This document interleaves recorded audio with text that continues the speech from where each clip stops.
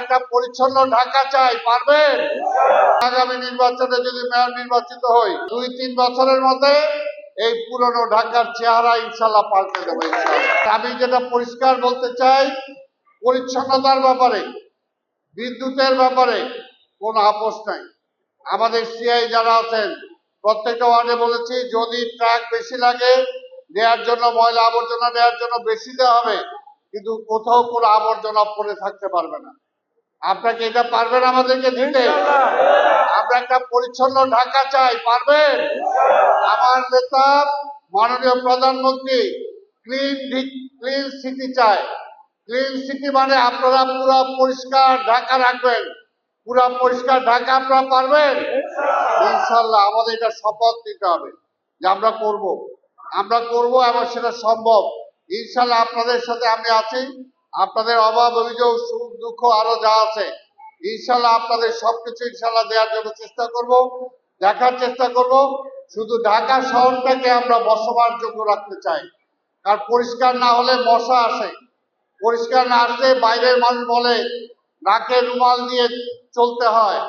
সেই কাজটা আপনারা করেন, সবচেয়ে কষ্টের কাজটা আপনারা করেন এবং কষ্টের কাজ করেন বলেই দেখেন মাননীয় প্রধানমন্ত্রীর চোখে কিন্তু আপনারা পড়ছেন, আপনাদেরকে প্রথম উনি বিশেষভাবে পুরস্কৃত করছেন।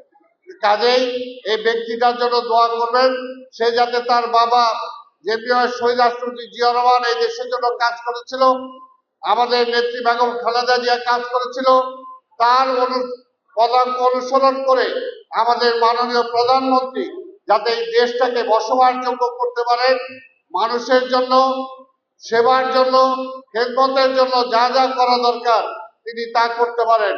নির্বাচনের মাত্র অল্প সময়ের মধ্যে তিনি অনেক কিছু পূরণ করেছেন এবং ইনশাআল্লাহ উনি যদি বাকি সময়টা পান তাহলে বাংলাদেশটাকে অনেক উপরে নিয়ে যেতে পারবেন, অনেক উপরে নিয়ে যেতে পারবেন।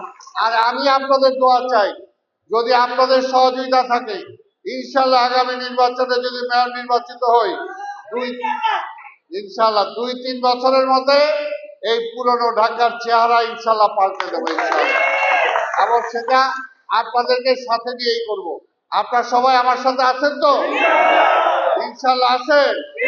তারেক রহমান সাহেবের সাথে আছেন ইনশাআল্লাহ। আপনাদের সবাইকে ধন্যবাদ।